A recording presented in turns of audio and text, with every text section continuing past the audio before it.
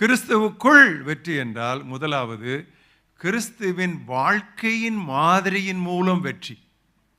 When we say victory in and through Christ, first of all, it means victory through the life of Christ or victory through the example of Christ. இங்கே தான் நாம் துவங்க வேண்டும். இதிலே ஒரு முக்கியமான குறிப்பை சொல்லுகிறேன். இந்த நாட்களிலே கிறிஸ்துவின் வல்லமையை குறித்து தான் அதிகமாக பேசப்படுகிறதே ஒழிய கிறிஸ்துவின் வாழ்க்கையை குறித்து அதிகமாக பேசப்படுவதில்லை. நீங்கள் நன்றாக கவனித்து பார்த்தால் அநேக பிரசங்கங்கள் கிறிஸ்துவின் வல்லமையை அதிக விவரமாக விளக்கமாக நமக்கு சொல்லி உங்களுடைய வாழ்க்கையின் பிரச்சனைகளை அந்த வல்லமை தீர்த்து விடும் என்று சொல்லி நம்ம கேட்டிருக்கிறோம். அதில் உண்மை உண்டு. ஆனால் கிறிஸ்துவின் வல்லமையை விட கிறிஸ்துவின் வாழ்க்கை, how he lived, that's what's going to give us victorious. அதுதான் நமக்கு வெற்றி வாழ்க்கையை தரப்போகிறது. ஏனென்றால் பிசாசு ஆண்டவராகிய இயேசு கிறிஸ்துவை தொட்டில் முதல் தொழுமறை வரை அவன் துரத்தி கொண்டே இருந்தான். The devil was after Christ from the cradle to the cross of Calvary. Never ever he left him. அவ்வளவு பெரிய சோதனைகளுக்கு பிறகும் கூட வனாந்தரத்திலே சில காலம் அவரை விட்டு விலகி இருந்தான் என்று தான் நாம் பார்க்கிறோம். சில காலம். In other words, இன்னொரு டிரான்ஸ்லேஷன்ல he left until an opportune time came. வசதியான இன்னொரு நேரம் கிடைக்கும் வரைக்கும் அவன் விலகி இருந்தான் என்று இருக்கிறது. அப்படியானால் இயேசு கிறிஸ்து ஒரு சணப்பொழுது கூட பிசாசுக்கு இடம் கொடுக்காமல் அவர் வெற்றியாய் வாழ்ந்தார் என்றால் அவர் கையாண்ட முறைகளையே நாமும் கையாண்டால் நாமும் வெற்றியாக வாழ முடியும். அவர் கையாண்ட சில முறைகளிலே சில காரியங்களை மட்டும் நான் சொல்லுகிறேன்.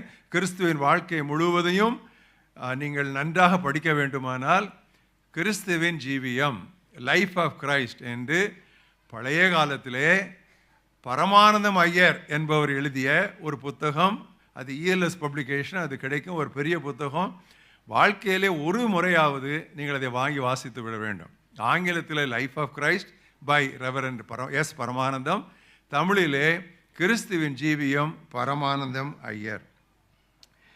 கிறிஸ்து வெற்றியாக வாழ்ந்ததற்கு ஒரு முக்கியமான காரணம், அவர் முழுமையுமாக பிதாவின் அதிகாரத்திற்கு தம்மை அர்ப்பணித்திருந்தார். பிதாவின் அதிகாரத்திற்குள் அவர் அடிபணிந்திருந்தார். He totally submitted himself to the authority of his father. பிதாவை விட்டு பிரிவுரை சொல்லி பரலோகத்தை விட்டு இந்த மண்ணுலகத்திற்குள்ளே நுழையும் பொழுது அவர் என்ன சொன்னார்? பிதாவே, நீர் எனக்கு ஒரு சரீரத்தை நீர் ஆயத்தம் பண்ணினீர், உமக்கு பிரியமானதை செய்ய வருகிறேன். வேறு வார்த்தைகளிலே சொல்ல வேண்டுமானால், நான் பூமியிலே இருக்க போகிற அத்தனை ஆண்டுகளிலும் உமக்கு பிரியமானதை தவிர வேறு எதையும் நான் செய்ய மாட்டேன் என்று அவர் சொல்லிவிட்டு வந்தார். அந்த வார்த்தையை கடைசி வரை அவர் காப்பாற்றினார். He kept his word. கடைசி வரை அதை காப்பாற்றினார். பிதாவின் அதிகாரத்திற்குள் இயேசு வாழ்ந்தார் என்று சொல்லி அழகாக கண்டுபிடித்த ஒருவன் நூற்றுக்கு அதிபதி. தன்னுடைய வேலைக்காரன் சுகமில்லாமல் இருக்கிறான். இயேசுவிடம் அவன் வருகிறான். இயேசு நான் வந்து சுகமாக்குவேன் என்று சொல்லுகிறார். ஆனால் அவன் சொல்லுகிறான், நீர் வர வேண்டிய அவசியம் இல்லை, நான் அதிகாரத்திற்கு கீழ்பட்டிருக்கிறேன். I am not a field marshal, நான் இராணுவ தளபதி அல்ல, எனக்கு மேலே அதிகாரிகள் உண்டு. நான் அதிகாரத்துக்கு கீழ்பட்டிருந்தாலும் ஒருவனை வா என்றால் வருகிறான், போ என்றால் போகிறான், இதை செய் என்றால் செய்கிறான் என்று சொல்லி, நீர் ஒரு வார்த்தை சொல்லும் என் வேலைக்காரன் பிழைப்பான் என்று சொல்லுகிறான். அது இரண்டுக்கும் இடையிலே அவன் சொல்லாமல் விட்டது என்ன தெரியுமா? ஆண்டவராகிய இயேசுவே, நீர் உம்முடைய பிதாவினுடைய அதிகாரத்தில் கீழ் நீர் வாழுகிறீர். உம்முடைய பிதாவினுடைய authority, you are under the authority of your father. When you are under authority, you can exercise authority. அதிகாரத்திற்கு கீழ்ப்பட்டிருக்கவர்கள் தான் அதிகாரத்தை பிரயோகப்படுத்த முடியும். இதுதான் கிறிஸ்தவ வாழ்க்கையினுடைய மிக முக்கியமான ஒரு காரியம். எனவேதான் யாக்கோபு தன்னுடைய நிருபத்தில் அழகாக எழுதினான், தேவனுக்கு கீழ்ப்படிந்திருங்கள், அப்பொழுது பிசாசு உங்களை விட்டு ஓடி போவான். ஆங்கிலத்திலே submit yourselves unto God, தேவனுக்கு அடிபணிந்திருங்கள். அடிபணிந்து இருங்கள். அடிபணியுங்கள் என்றல்ல, அடிபணிந்து இருங்கள். கீழ்ப்படியுங்கள் என்றல்ல, அந்த தமிழாக்கம் மிக அழகாக இருக்கிறது. கீழ்ப்படியுங்கள் என்று சொல்லவில்லை, கீழ்ப்படிந்து இருங்கள். உங்கள் வாழ்க்கையின் ஓட்டமே ஒரு கீழ்ப்படிதலின் ஓட்டமாக இருக்கட்டும். Present continuous. கீழ்ப்படிந்து இருங்கள். நீங்கள் when you are under the authority of God, you can exercise authority on the devil. அது மட்டுமல்ல, ஆண்டவராய் இயேசு கிறிஸ்து ஜெபத்திலே மிகவும் விழிப்பாயிருந்தார். அவர் ஜெபத்திலே விழிப்பாயிருப்பதற்கு தேவையே இல்லை. ஏனென்றால் அவரே தேவகுமாரன், அவர் பரிசுத்தம் உள்ளவர் என்று அழைக்கப்பட்டவர். அவர் ஜெபத்திலே புதிய வல்லமை பெற்றுக்கொள்ள வேண்டிய அவசியமில்லை. ஆனாலும் கூட நமக்கு முன்மாதிரியை வைத்து விட்டு போவதற்காக சீடர்களை பார்த்து, ஆவி உற்சாகம் உள்ளதுதான், உங்கள் மனதிலே ஒரு உற்சாகம் இருக்கத்தான் செய்யும், ஆனால் ஒரு பலவீனமான உடலுக்குள் நீங்கள் வாழுகிறீர்கள், உங்களுடைய மாம்சம் பலவீனமானது, எனவே விழித்திருந்து ஜெபங்கள் பண்ணுங்கள் என்று சொல்லிவிட்டு அவர் போய் தூங்க போகவில்லை. அவர்களை உட்கார்ந்து ஜெபிக்க சொல்லிவிட்டு அவர் போய் முழங்காலிட்டு ஜெபித்தார். நான் அடிக்கடி நினைப்பது, இந்த சீடர்கள் தூங்குனதற்கு ஒரு முக்கியமான காரணம், ஏதோ ஆண்டவர் சொன்னார், நான் வரும் அளவுங்க உட்கார்ந்துருக்கள்னாரு, உட்கார்ந்தாங்க, தூங்கிட்டாங்க. முழங்கால் போட்டிகிட்டு இருந்தால் தூங்கியிருக்க மாட்டாங்க நான் நினைக்கிறேன்.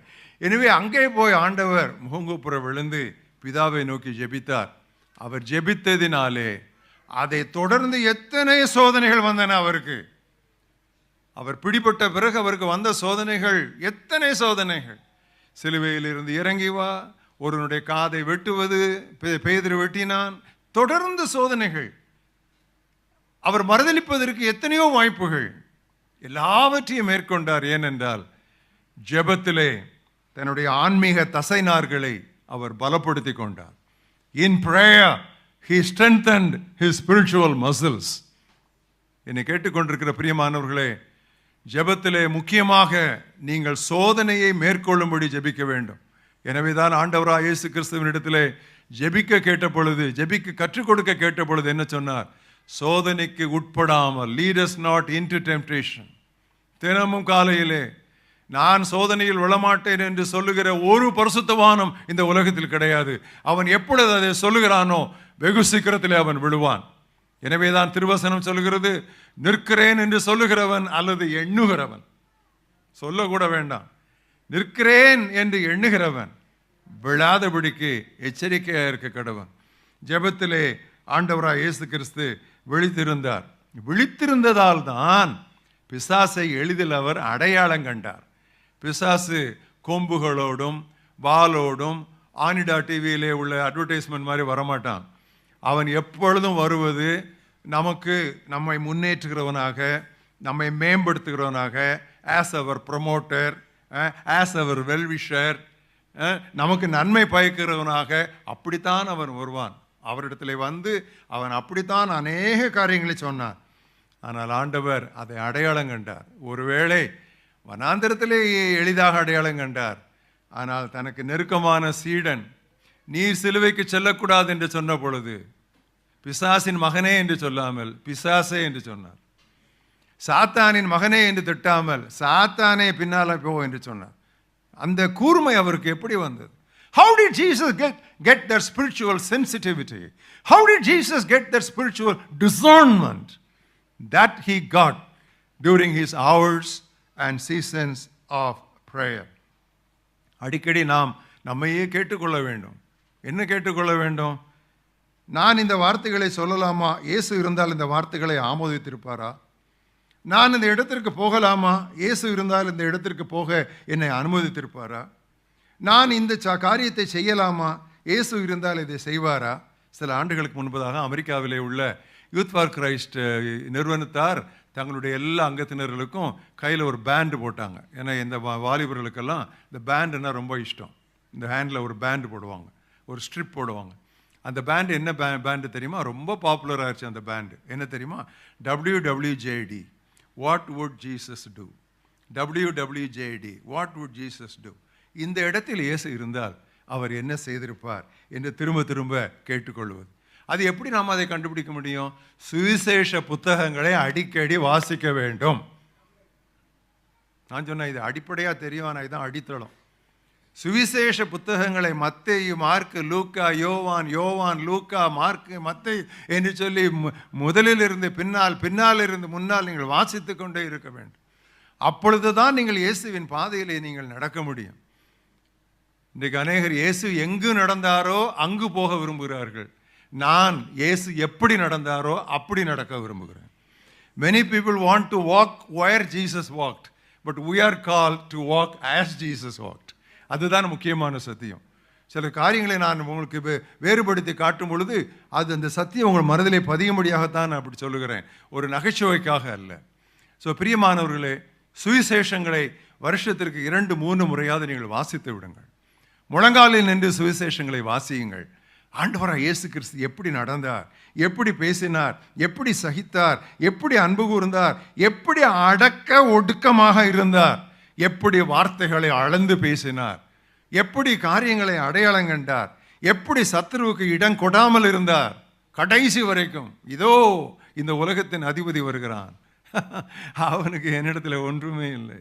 நாம் நம்முடைய வாழ்க்கையின் கடைசிக்கு வரும்பொழுது இவ்விதமான சாட்சி நம்மால் சொல்ல முடிய வேண்டும். Behold, the prince of this world is coming. He has nothing in me. We have no dealings. எனக்கு அவனுக்கும் எந்த விதமான டீலிங்ஸே கிடையாது, எந்த விதமான தொடர்பும், எந்த விதமான சம்பந்தமே கிடையாது என்று வெற்றியாய் அவர் முழங்கினார். ஸோ முதலாவது, நாம் கிறிஸ்துவுக்குள் வெற்றி என்றால் கிறிஸ்துவின் முன்மாதிரியான வாழ்க்கையை படிப்பதின் மூலம் நமக்கு வெற்றி கிட்டும்.